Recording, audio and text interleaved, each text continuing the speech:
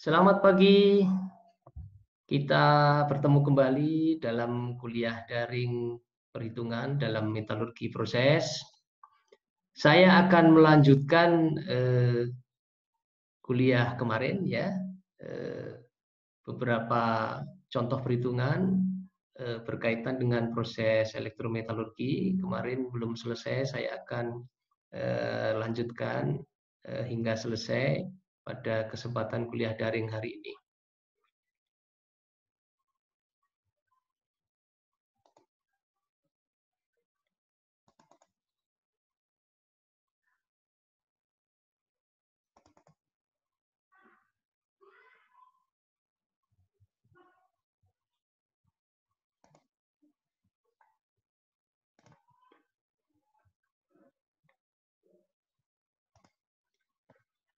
Kemarin kita sampai pada soal electro refining nikel ya, khususnya soal kedua ya, yaitu perhitungan konsumsi energi untuk proses electro refining nikel dalam kWh per kilogram nikel. Tapi sebelumnya saya ulangi lagi, tidak apa-apa ya. Yang pertama, Anda diminta menghitung potensial kesetimbangan ya proses electro refining nikel ya bila diketahui persen berat nikel dalam anoda 80% dan sisanya 20% adalah tembaga, dan paduan nikel tembaga ini ya, anoda nikel ini dianggap sebagai larutan padat ideal ya, di mana dalam larutan padat ideal ini aktivitas nikel dan aktivitas tembaga dianggap sama dengan fraksi molnya. Untuk menentukan potensial kesetimbangan dari proses electro-refining nikel, dari reaksi totalnya adalah Ni tidak murni menjadi Ni murni, harga E0-nya 0 ya. Kita gunakan kesetimbangan sama dengan E0 reaksi berikut ya, nilainya 0 minus RT per NF ln aktivitas Ni murni per aktivitas Ni paduan dalam log ya. E0 min 2,303 RT per NF log aktivitas Ni murni per aktivitas Ni paduan ya. Kita nyatakan dalam bentuk E0 plus ya, nanti log aktivitas Ni-nya naik ya ke atas dengan aktivitas Ni murni sama dengan 1. Bentuknya adalah E0 plus 2,303 R kali T per 2 kali F log aktivitas Ni. Nah, aktivitas Ni kita tentukan dari fraksi molnya, misalnya per 100 gram paduan ya, mol nikel sama dengan 80% kali 100, 80 ya. Dibagi berat atomnya 58,7, mol nikel 1,36, dengan cara yang sama dapat ditentukan mol Cu 20 per 63,5, 0,32 mol. Mol totalnya 1,36 ditambah 0,32 sama dengan 1,68 mol, sehingga fraksi mol nikel adalah 1,36 dibagi 1,68 sama dengan 0,81. Ini yang kita masukkan ke dalam persamaan terakhir tadi ya, persamaan berikut sebagai aktivitas nikel dalam paduan ya, sehingga diperoleh dalam hal ini potensial kesetimbangan untuk proses electro refining nikel ini adalah minus 0,0027 ya, dengan E0 reaksinya 0 ya. Jadi ini adalah potensial kesetimbangan untuk electro refining nikel atau tegangan dekomposisinya.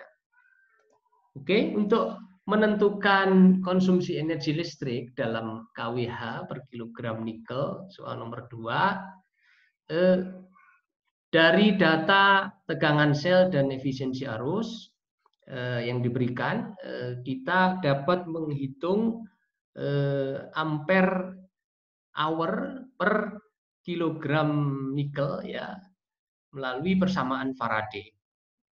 Jadi per kilogram nikel, 1000 gram nikel kita masukkan ya sama dengan berat atom nikel per NF ya kali I kali T kali efisiensi arus.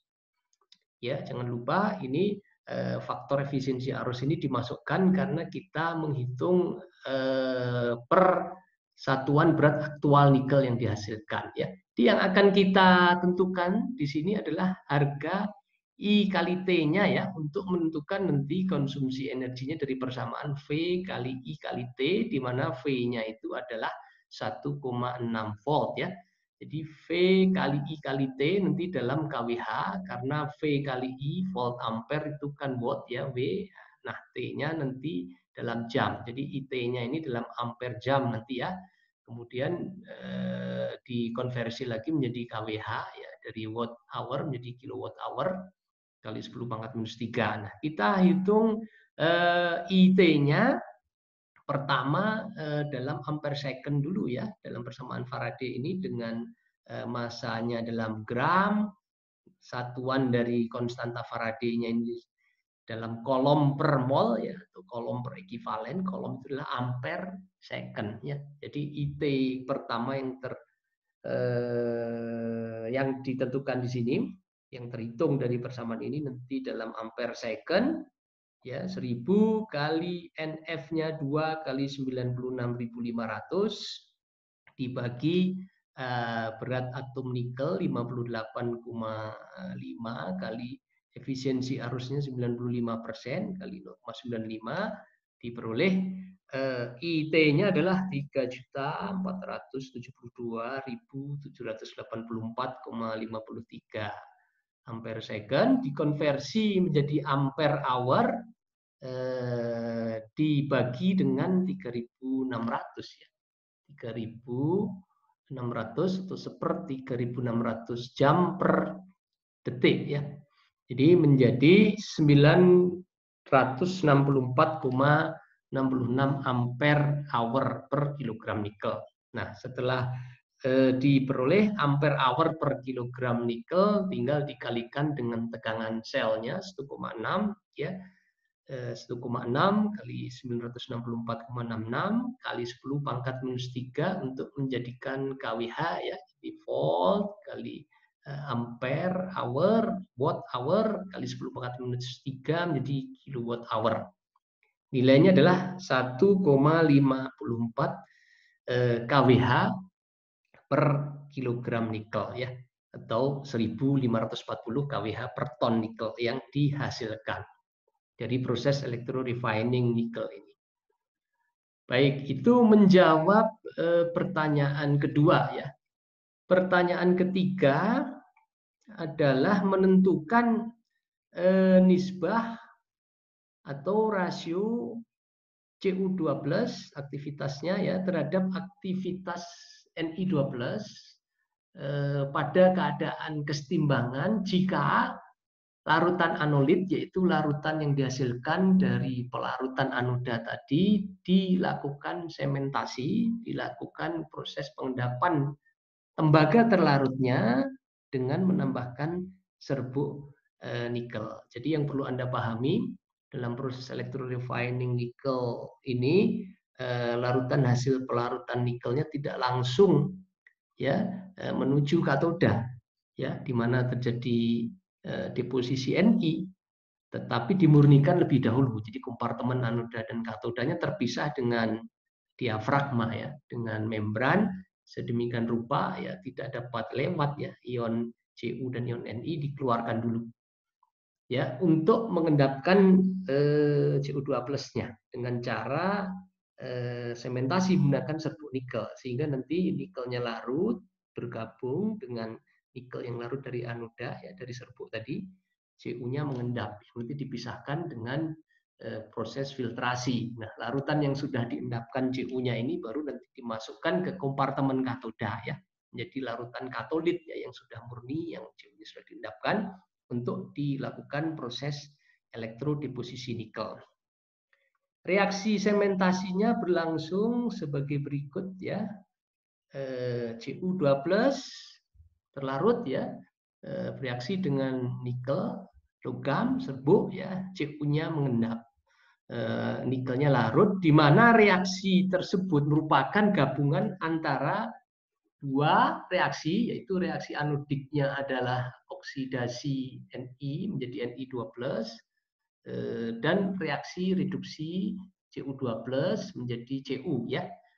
Yang totalnya kita dapat menentukan nilai E0-nya, ya.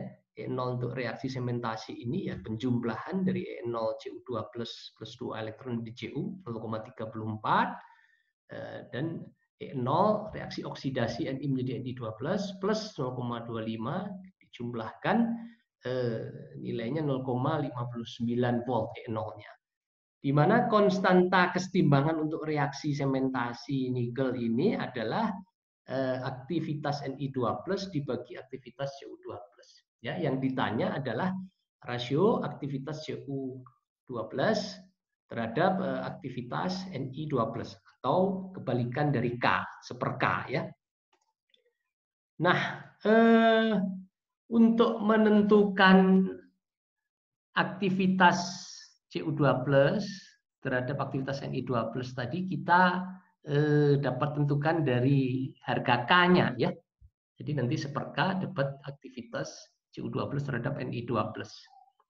Untuk menentukan harga K pada keadaan setimbang, ya, kita gunakan persamaan delta G sama dengan delta G0 plus RT ln K, dan delta G sama dengan min NFE, substitusikan ke sana, delta G0 sama dengan min NFE 0, sehingga min NFE sama dengan min NFE 0 plus RT ln K.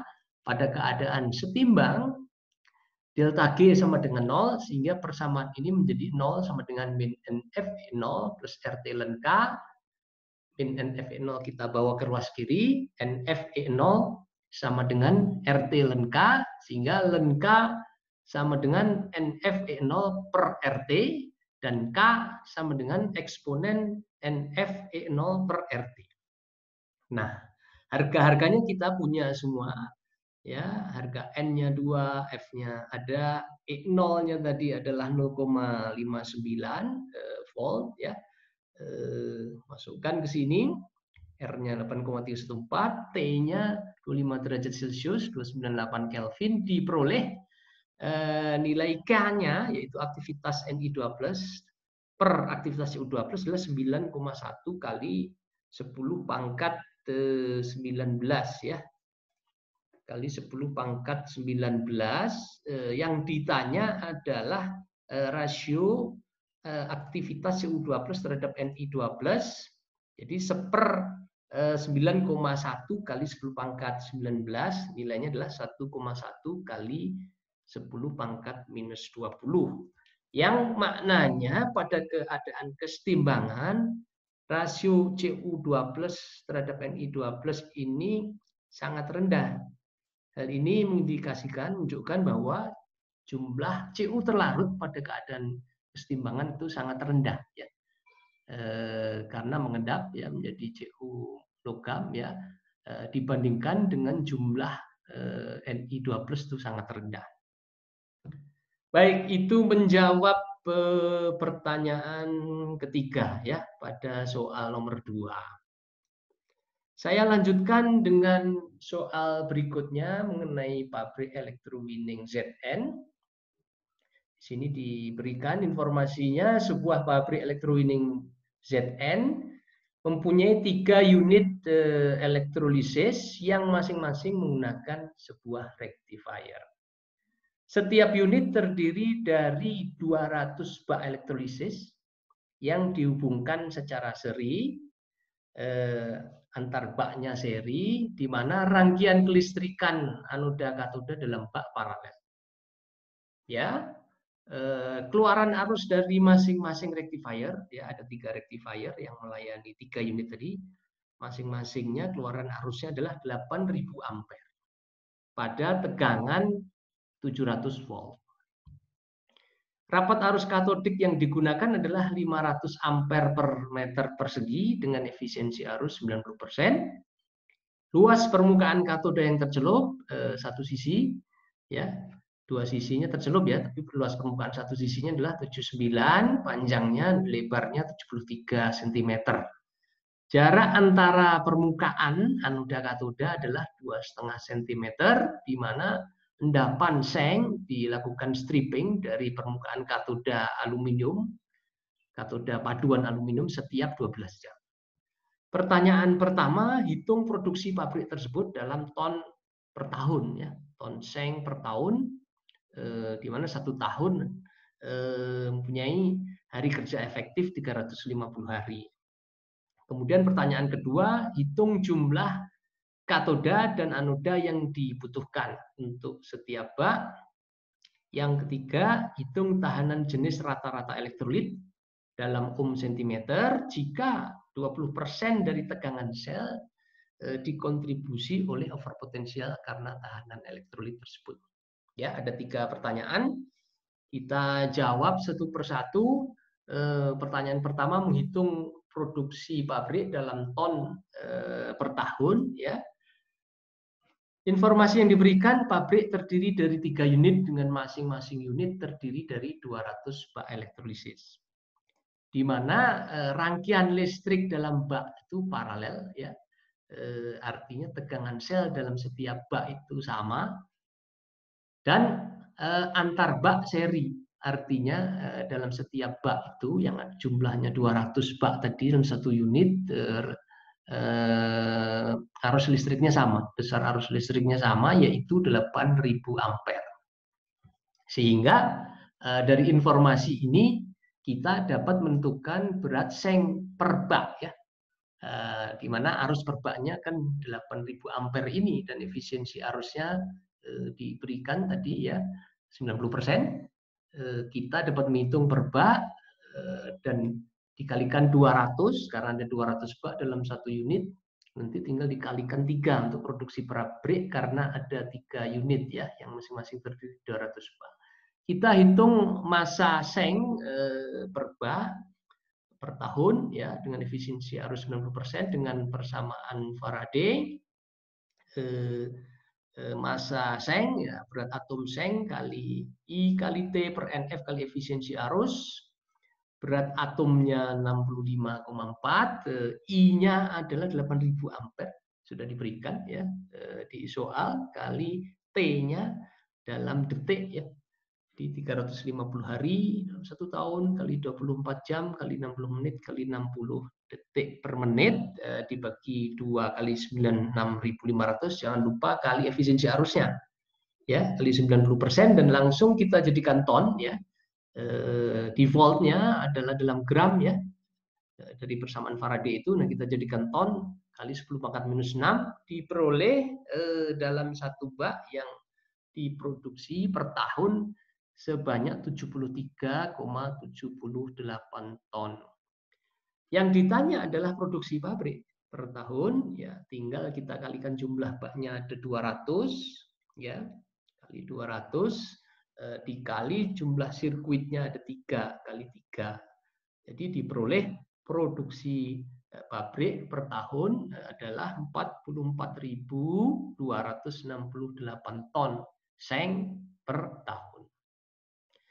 Itu menjawab pertanyaan pertama, produksi pabrik dalam ton seng per tahun. Kita lanjutkan dengan jawaban solusi penyelesaian dari soal kedua ya. Soal kedua tadi Anda diminta menentukan jumlah anoda dan katoda yang dibutuhkan dalam setiap bak. Yang pertama-tama Anda pahami pada proses electrowinning ini ya, jumlah anodanya 1 lebih banyak dari jumlah katoda ya, karena pengendapannya dilakukan pada 2 sisi anoda ya. Jadi nanti di katoda yang paling ujung ya masing-masing itu ya berhadapan dengan anoda, sehingga dalam hal ini nanti kalau yang di tengah berhadapan-hadapan satu anoda, katoda, katoda, nah di ujung nanti ada satu anoda berhadapan dengan katoda paling ujung kiri dan satu anoda berhadapan dengan ujung katoda sebelah kanan ya. Jadi jumlahnya 1 lebih banyak dari jumlah katodanya. Yang kita tentukan ya jumlah katodanya ya. Dari data soal yang diberikan, jumlah katoda per bak itu ya massa seng per bak dibagi dengan massa seng per katoda ya. Atau ya massa seng per bak itu ya perkalian massa seng per katoda kali jumlah katodanya. Nah, di sini yang ditanyakan adalah jumlah katodanya. Massa seng per bak tadi sudah dihitung ya. Nilainya adalah 73,78 ton tadi ya. Tinggal kita menghitung massa seng per katoda. Dari mana ya? Dari data rapat arus katodanya ya, 500 ampere per meter persegi dan luas permukaan yang tercelup 2 kali 0,79 kali 0,73 meter. Ya, nanti kita gunakan data tersebut untuk menghitung massa seng per katoda dari pada dua sisi permukaannya. Dari data tersebut ya dengan persamaan Faraday BAZN kali I kali T per NF kali efisiensi arus 65,4 kali 576,7 arusnya dalam ampere. Dari mana itu diperoleh? Ya dari perkalian rapat arus 500 ampere per meter persegi kali luas permukaan katoda yang tercelup 0,79 kali 0,73 meter persegi kali 2 karena dua sisi yang tercelup. Jadi arus per katoda adalah 576,7. Kita masukkan ke sini. Kali T-nya 350 hari kali 24 jam kali 60 menit kali 60 detik dibagi 2 kali 96.500 kali 90%, kita jadikan ton juga, kali 10 pangkat minus 6, diperoleh massa seng per katoda adalah 5,32 ton. Sehingga kita dapat menentukan jumlah katodanya adalah massa seng per bak sudah dihitung 73,78 dibagi massa seng per katoda yaitu 5,72 diperoleh nilainya adalah 13,9, jadi jumlah katodanya adalah 14. Jumlah anodanya ya satu lebih banyak, 14 plus 1, 15. Sebenarnya kita dapat menghitung juga lebih cepat ya jumlah katoda ini dari pembagian arus per bak. Ya, 8.000 ampere sama kan dalam setiap bak dibagi dengan arus per katoda. Ya, kan paralel sehingga arus dalam satu bak itu kan jumlah katoda kali arus per katoda. Nah, arus per katoda adalah 576,7 ya. Jadi kalau Anda membagi arus per bak tadi adalah 8.000, Anda bagi dengan arus per katoda 576,7 ya nilainya sama ya 13,9 atau 14 katoda ya. Kalau Anda lihat persamaannya juga, persamaan sebelumnya untuk menentukan massa seng per bak yang beda ya arusnya tuh 8.000 ini dibagi dengan persamaan sesudahnya yang beda arusnya saja, yang lain sama, jadi sama juga nanti 8.000 dibagi 576,7. Baik, itu menjawab pertanyaan kedua ya, jumlah katoda per bak dari massa seng per bak dibagi dengan massa seng per katoda. Massa seng per katoda Anda hitung dari rapat arus katoda kali luas permukaannya ya, dapat arusnya, terus dimasukkan ke persamaan Faraday dengan data efisiensi arus yang diberikan. Baik, kita lanjutkan dengan solusi dari pertanyaan ketiga, yaitu tahanan jenis rata-rata elektrolit dalam cm jika 20% tegangan sel dikontribusi oleh overpotensial karena tahanan elektrolit. Yang perlu Anda catat, perlu Anda pegang pertama-tama adalah tegangan sel dalam bak ini sama karena rangkaian dalam baknya adalah paralel.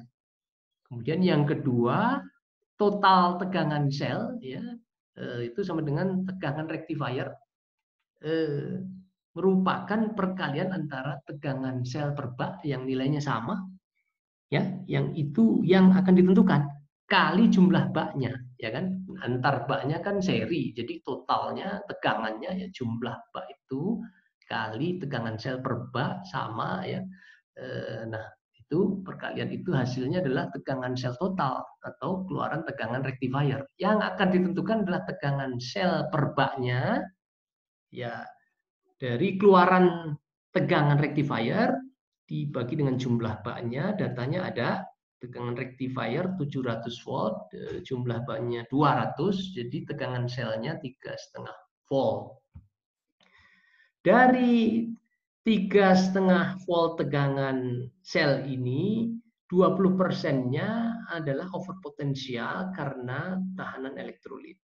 Sehingga kita dapat menentukan overpotensial karena tahanan elektrolit ini adalah 20% kali 3,5 sama dengan 0,7 volt.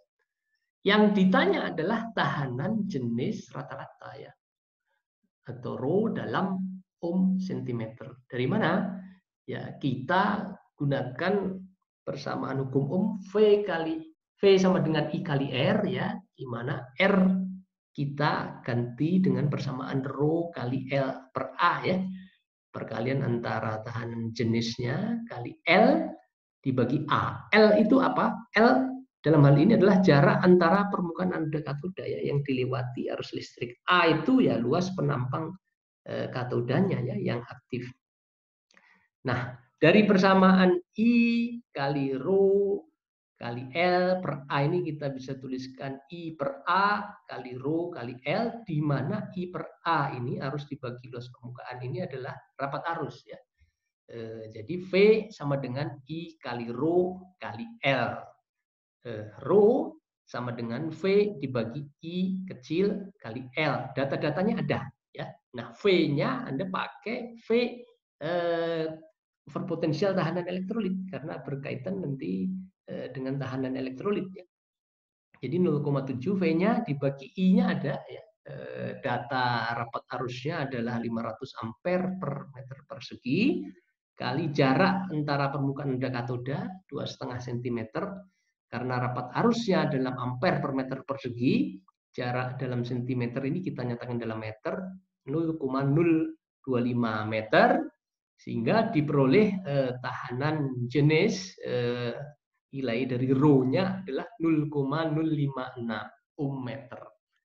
Diminta untuk menyatakan dalam ohm sentimeter, ya, kita kalikan 100, ya, 100 cm per meter, nilainya ya 5,6 ohm sentimeter. Ya, itu menjawab pertanyaan ketiga, ya. Poinnya adalah Anda menentukan tegangan sel dulu, ya, di mana tegangan sel dalam setiap bak sama, ya, karena paralel.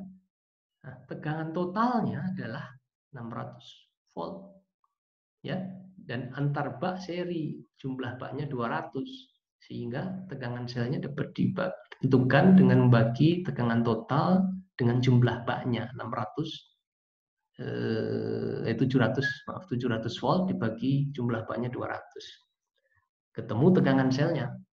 20% merupakan overpotensial karena tahanan elektrolit. Jadi overpotensial karena tahanan elektrolit dapat ditentukan dari 20% kali 3,5 volt, ya, 0,7 volt, baru dimasukkan V sama dengan I kali R sama dengan I kali R kali I kali rho kali L per A. Dari situ baru dapat ditentukan rho.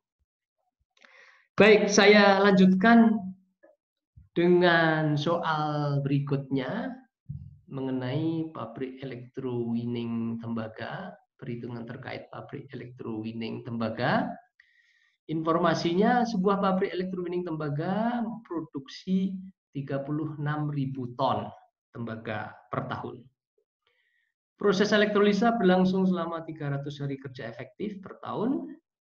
Rapat arus katodiknya 200 ampere per meter persegi dengan efisiensi arus 90% pada tegangan sel 2,2 volt, ya. Jadi yang diberi tanda-tanda bold itu, ya, data-data penting yang digunakan. Keluaran arus rectifier ya 12 kilo ampere nanti juga digunakan. Anoda yang digunakan paduan timba dengan ketebalan 8 mili, sementara katodanya stainless steel dengan ketebalan 3 mili, lebar 100 cm dan tinggi yang tercelup lebar dan tinggi yang tercelup dalam elektrolit masing-masing 100 cm serta beratnya 22 kg. Jadi 22 kg ini berat stainless steelnya saja. Elektrolisa dilakukan dalam sejumlah bak di mana rangkaian listrik antar bak paralel dan rangkaian antar elektroda dalam bak seri. Ini berbeda dengan contoh sebelumnya di mana antar bak itu seri, nah ini antar bak itu paralel. Di dalam bak itu seri, artinya di dalam bak itu arusnya sama. Ya. Sementara antar bak tegangannya yang sama. Komposisi larutan elektrolit yang masuk ke dalam bak elektrolisa mengandung Cu2 plus 38,9 gram per liter dan H2SO4 40 gram per liter serta konsentrasi Cu2 plus yang meninggalkan bak 28,5 gram per liter. Endapan Cu diambil setelah berat total katoda mencapai 90 kg. Ya, 90 kg ini termasuk berat stainless steelnya ya, jadi berat total katoda. Nanti dilakukan stripping, diambil endapan Cu-nya ya 90 kilo masanya ya, dikurangi dengan berat stainless steelnya 22 kilo ya. Diminta menghitung pertama jumlah bak elektrolisa yang digunakan, yang kedua sesudah berapa lama endapan Cu diambil ya, periode panen katodanya ya. Yang ketiga jumlah anoda dan katoda dalam setiap bak. Yang keempat konsentrasi H2SO4 yang meninggalkan bak. Yang kelima tegangan minimal rectifier untuk mensuplai pabrik tersebut ya, dengan parameter desain seperti yang diberikan di soal. Kita selesaikan satu persatu. Pertama, menentukan jumlah bak elektrolisa yang digunakan. Kita gunakan data keluaran arus rectifiernya 12 kilo ampere dengan 12.000 ampere, di mana rapat arus katodanya 200 ampere per meter persegi dengan luas permukaan tercelup 1 kali 1 meter kali 2 sisi 2 meter persegi, sehingga kita dapat menentukan arus per katoda adalah 200 kali 2 sama dengan 400 ampere. Ya. Dengan rangkaian listrik di dalam bak yang seri, artinya arus dalam bak itu sama ya, semuanya sama yaitu 400 ampere. Total arusnya sama 12.000 ya ampere. Arus dalam setiap bak sama 400 ampere per bak, sehingga jumlah baknya adalah arus total dibagi dengan arus per bak ya, 12.000 ampere dibagi 400 ampere per bak, diperoleh jumlah baknya adalah 30. Ya, saya kira tidak sulit ya. Yang penting Anda pahami bagaimana rangkaian kelistrikan di dalam bak dan antar bak. Jadi di sini di dalam bak itu seri arusnya sama. Nah, nanti antar bak paralel sehingga arus total itu jumlah bak kali arus per bak ya. Nah, jadi jumlah baknya ya arus total dibagi arus per bak. Ya, 12.000 dibagi 400. Jadi ketemu 30 bak. Baik, itu menjawab soal yang pertama. Soal berikutnya adalah periode pengambilan endapan Cu atau periode panen katoda. Endapan Cu diambil setelah berat katoda mencapai 90 kg ya, sehingga berat endapannya saja adalah 90 kg dikurangi berat awal stainless steel 90 dikurangi 22 sama dengan 68 kg. Nah, untuk mencapai 68 kg ini berapa waktu yang diperlukan dengan efisiensi arus 90%? Ya, kita gunakan Lagi-lagi persamaan Faraday ya. 68 kg, 68.000 gram sama dengan berat atom Cu per Nf kali arusnya tadi sudah ditentukan. Per baknya ya 400 dan juga per katoda sama ya 400 ampere kali T kali efisiensi arus. Dari situ dapat ditentukan T-nya dalam detik dulu ya. Jadi sama dengan 68.000 kali 2 kali 96.500 dibagi 63,5 kali 400 kali 0,9 diperoleh 590.989 detik. Kita nyatakan dalam hari itu ketemunya 6,64 hari dibulatkan jadi 7 hari ya. Jadi periode panennya adalah setiap 7 hari. Jadi setiap 7 hari ini suplai arusnya dihentikan, katodanya diangkat dengan overhead crane, kemudian dilakukan proses stripping untuk melepaskan endapan Cu dari katoda stainless steel. Ya, setelah diambil endapan Cu-nya, dilakukan pencucian, pembilasan katodanya, dipasang kembali plastik stripnya, waxnya di bagian dasar, dimasukkan kembali ya katoda stainless steel-nya untuk dilakukan proses electrowinning berikutnya pada periode berikutnya. Baik, itu menjawab pertanyaan kedua ya, endapan Cu diambil setiap 7 hari. Saya lanjutkan dengan solusi pertanyaan ketiga, jumlah anoda dan katoda sama seperti soal untuk electrowinning yang tadi. Kita hitung jumlah katodanya dulu dan jumlah anodanya adalah 1 lebih banyak. Produksi pabrik 36.000 ton per tahun ya, dan dalam 7 hari tadi dihasilkan 68.000 ya. Nah, untuk menentukan jumlah katoda per bak ya, kita menentukan dulu berapa berat depositnya per katoda ya dalam satuan waktu yang sama, yaitu dalam 1 tahun. Ya, baru nanti dari situ kan dapat ditentukan jumlah katodanya. Ya, di produksi pabriknya 36.000 ton per tahun, ya kita nyatakan dalam jam, ya dalam gram per jam bisa. Ya, 36.000 10 pangkat 6 dibagi dalam jam 1 tahun 300 hari kali 24 jam jadi 5 juta gram per jam. Tadi dari jawaban soal sebelumnya, dalam waktu 7 hari, 7 kali 24 jam itu dihasilkan 68.000 gram. Ya. Jadi 7 harinya tadi ada pembulatan ya, ada pembulatan ke atas. Nah, jadi yang diendapkan per katoda adalah 68.000 gram ya per 7 kali 24 400,76 gram. Jadi total produksinya ada dalam gram per jam, total yang dihasilkan per katoda ada.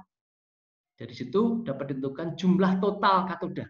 Ya, jadi jumlah total katoda keseluruhan pabrik tersebut 5 kali 10 pangkat 6 dibagi 404,76. Ya, jadi jumlah total katodanya adalah 12.353. Yang ditanya adalah jumlah katoda per bak. Dalam total keseluruhan pabrik ada 30 bak tadi, sehingga jumlah katoda per bak ya 12.353 dibagi 30 sama dengan 412 katoda. Jumlah anodanya 412 plus 1 413 anoda. Ya, jadi yang penting Anda basis perhitungannya sama ya. Per tahun berapa, kemudian per katoda itu berapa yang dihasilkan. Jadi dari situ dapat ditentukan jumlah katodanya total ya. Nah, kalau per bak ya dibagi dengan jumlah baknya.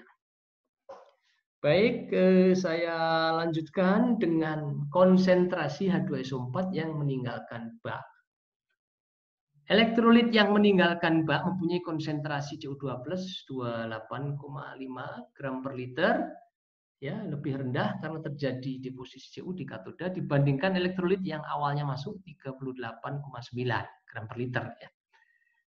Berarti Cu yang diendapkan adalah 38,9 per gram per liter dikurangi 28,5, jadi 10,4 gram per liter. Yang ditanya adalah konsentrasi H2SO4 yang meninggalkan bak. Berkebalikan dengan konsentrasi Cu2+ yang turun karena proses deposisi Cu2+, konsentrasi H2SO4 yang meninggalkan bak ini meningkat. Mengapa? Karena ada reaksi oksidasi H2O menjadi H+. Ya.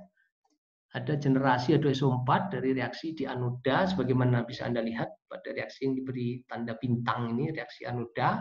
Di total reaksinya CuSO4 dalam elektrolit plus H2O diberikan arus listrik, Cu-nya mengendap, ya, dihasilkan H2SO4 yang baru, ya, selain H2SO4 awal sudah ada, plus ada evolusi gas oksigen dari permukaan anoda timbal. Konsentrasi H2SO4 yang meninggalkan bak dapat dihitung dari konsentrasi awal ditambah penambahan H+, penambahan H2SO4 akibat pembentukan H+ oleh reaksi bintang. Ya, di mana mol Cu yang mengendap bila Anda lihat persamaan reaksinya di sini sama atau setara dengan mol H2SO4 yang terbentuk. Nah, mol Cu yang mengendap sudah dihitung jadi 10,4 gram per liter. Berapa mol? 10,4 dibagi 63,5 berat atom Cu jadi 0,157 mol per liter Cu sama dengan mol per liter H2SO4 yang terbentuk, ya. Bisa dilihat dari reaksi ini. Sehingga gram per liter H2SO4 yang terbentuk adalah 0,157 kali berat molekul H2SO4 kali 98 sama dengan 15,43. Ini yang ditambahkan pada konsentrasi awal H2SO4 yang masuk 40 gram per liter, ya, sehingga konsentrasi H2SO4 yang keluar bak sebesar 55,43 gram per liter. Itu menjawab pertanyaan D, ya, pertanyaan keempat.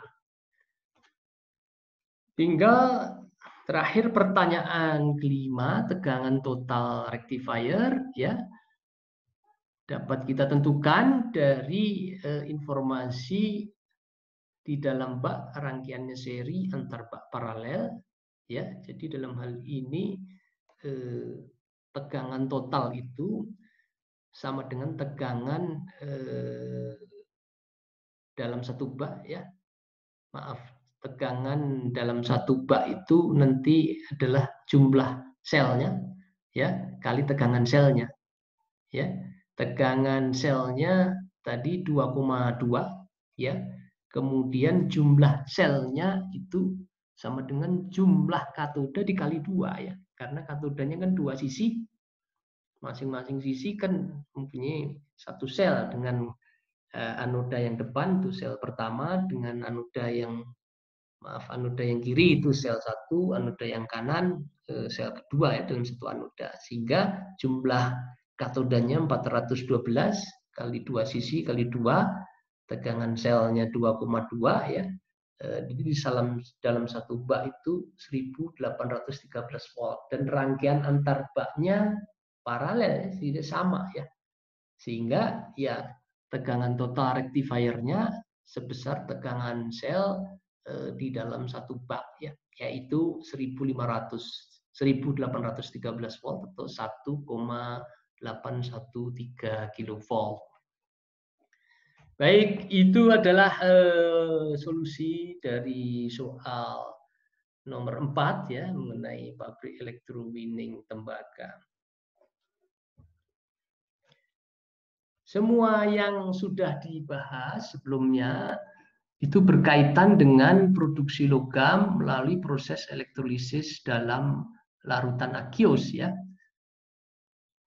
Terdapat logam-logam yang tidak dapat diproduksi, logam-logam murni, ya, yang tidak dapat diproduksi melalui proses elektrolisis dalam larutan aqueous, ya.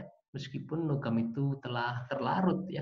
misalnya aluminium terlarut dalam larutan NaOH, sodium aluminat. Logam-logam yang mempunyai potensial reduksi standar sangat negatif itu produksinya dilakukan melalui proses elektrolisis, melalui proses elektrolisis dalam lelehan garam, ya, fused salt electrolysis. Ya, jadi elektrolisa dalam lelehan garam dilakukan untuk logam-logam dengan potensial reduksi standar yang sangat negatif. Dengan harga potensial reduksi yang sangat negatif, proses elektrolisis dalam larutan aqueous itu tidak efektif. Ya. Nanti akan memberikan efisiensi arus yang rendah dan konsumsi energinya tinggi, ya, dalam kWh per kilogram logam yang diproduksi, karena sejumlah besar arus listrik akan terkonsumsi untuk reaksi evolusi gas H2. Ya. Dengan potensial reduksi yang sangat negatif, maka pada proses deposisi tersebut akan seiring dengan evolusi gas hidrogen. Ya, melalui reaksi-reaksi berikut, 2H+, plus 2 elektron menjadi gas H2 dalam larutan asam, dan 2H2O plus 2 elektron menjadi H2 plus 2OH- dalam larutan basa. Elektrolisis dalam lelehan garam ini umumnya dilakukan untuk memproduksi logam-logam ringan seperti aluminium, natrium, magnesium, litium, titanium, dan juga rare earth element, ya, REE, ya. Nah, untuk rare earth element ini diproduksi juga melalui elektrolisa dalam lelehan garam dalam bentuk mix metal, ya, campuran beberapa REE, ya, misalnya antara cerium dengan beberapa logam lainnya, ya, beberapa logam tanah jarang lainnya. Kita lihat tabel E0 reduksi logam, ya. Jadi proses dalam lelehan garam ini dilakukan untuk logam-logam dengan E0 reduksi setengah sel yang sangat negatif, misalnya litium minus 3,03 volt, Na plus minus 2,71, Mg2 plus minus 2,73, yang cukup jauh, ya, dari potensial reduksi H plus menjadi H2, ya.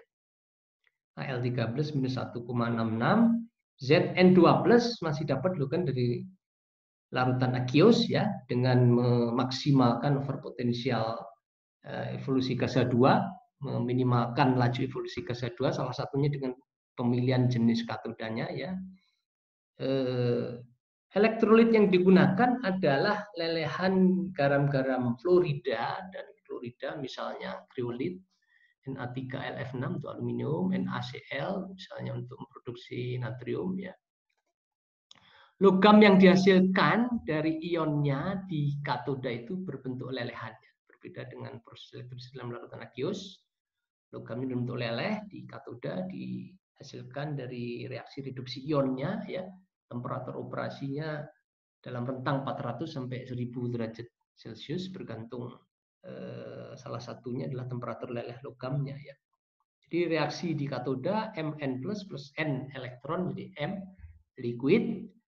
Konsumsi energi listriknya secara umum lebih tinggi dari proses produksi logam melalui elektrolisa dalam larutan aqueous, sehingga lokasi pabrik elektrolisa dalam lelehan garam ini juga menyesuaikan, ya, di suatu tempat di mana terdapat sumber energi listrik yang murah, misalnya bisa dibangun PLTA di situ. Sebagai contoh, kita Inalum, ya, dapat disuplai dari PLTA Asahan. Konsumsi energi ini dikontribusi dari kehilangan panas, the heat loss, selain juga tentu adanya hambatan elektrolit meskipun lebih konduktif, ya, dari larutan aqueous. Juga adanya evolusi gas di anoda, ya, anodanya terkonsumsi.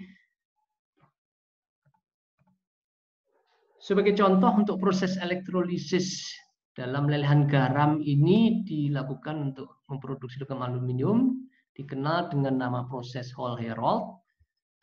Lelehan garamnya adalah lelehan garam kriolit Na3AlF6, AlF3 plus aditif, ya. Yang fungsi aditif ini nanti diantaranya adalah menurunkan temperatur temperatur leleh dari elektrolitnya, mengatur densitasnya sedemikian rupa sehingga lelehan logamnya berada di bagian bawah dan elektrolitnya berada di bagian atas ya dari selnya. Sumber aluminium yang digunakan pada proses Hall-Héroult ini adalah alumina ya, oksida aluminium murni yang nanti dilarutkan dalam lelehan garam elektrolitnya ya dan dikonversi menjadi aluminium di katoda yang katodanya terbuat dari grafit.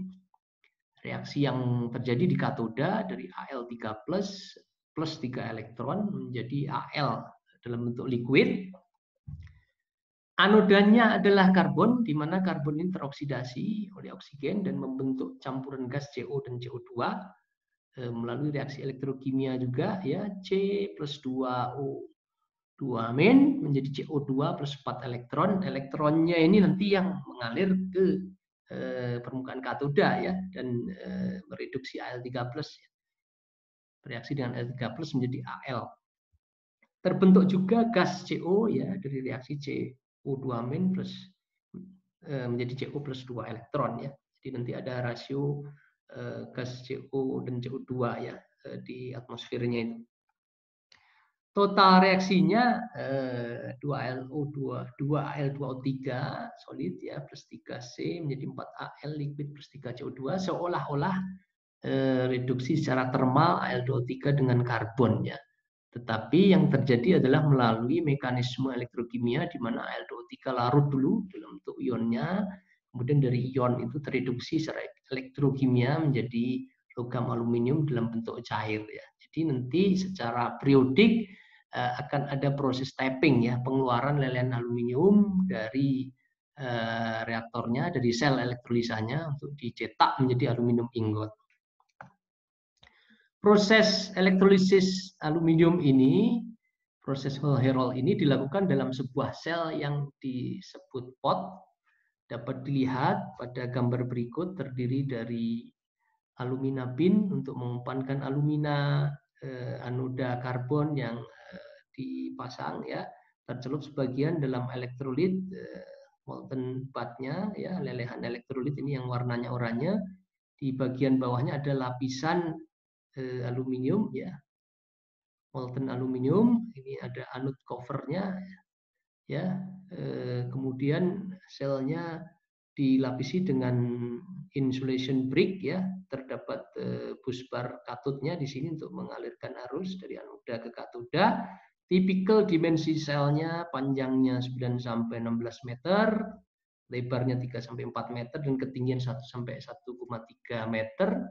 Ketebalan lapisan lelehan aluminium yang dihasilkan kurang lebih 15 cm ya, di mana lelehan aluminium ini berada di bagian bawah atau di atas lelehan ini terdapat lelehan garam elektrolit ya, mengapung di atas lelehan aluminium yang nanti melindungi aluminium ini dari proses oksidasi ya, reoksidasi menjadi Al2O3. Ketebalan dari lelehan elektrolitnya 15 sampai 20 meter ya, yang warnanya orange ini. Anoda karbon tercelup sebagian seperti ini ya di dalam elektrolit, sebagian ini sudah terkonsumsi yang kedua ya, di mana anoda karbon ini nanti menjadi gas CO2, typical consumption rate-nya konsumsinya dalam 420 sampai 500 kilo karbon per ton aluminium. Demikian pula elektrolitnya ya, dan tentu saja aluminanya akan terkonsumsi. Untuk memproduksi 1 ton aluminium kurang lebih diperlukan 1,9 ton alumina, 50 kg kriolit dan kurang lebih 50 kg AlF3. Untuk proses lebih lanjut ya, penjelasan lebih lanjut nanti akan diberikan pada mata kuliah hidroelektrometalurgi pada semester 6 ya, baik proses elektrolisis dalam lelehan garam maupun produksi logam melalui proses elektrolisis dalam larutan aqueous ya, lebih rinci pada mata kuliah hidroelektrometalurgi. Untuk kuliah perhitungan dalam metalurgi proses sampai di sini, dan hari ini merupakan kuliah daring kita yang terakhir semester ini untuk mata kuliah ini. Bila Anda ada yang tidak dipahami, belum dimengerti, silahkan disampaikan kepada saya melalui WA Group, dan kita akan melakukan ujian akhir sesuai dengan jadwal ya. Nanti akan saya sampaikan lebih lanjut melalui WA Group. Tetap semangat untuk belajar, tetap tekun ya, meskipun dengan kondisi kita harus melalui pembelajaran daring ini. Terima kasih atas perhatiannya. Sampai bertemu pada lain kesempatan.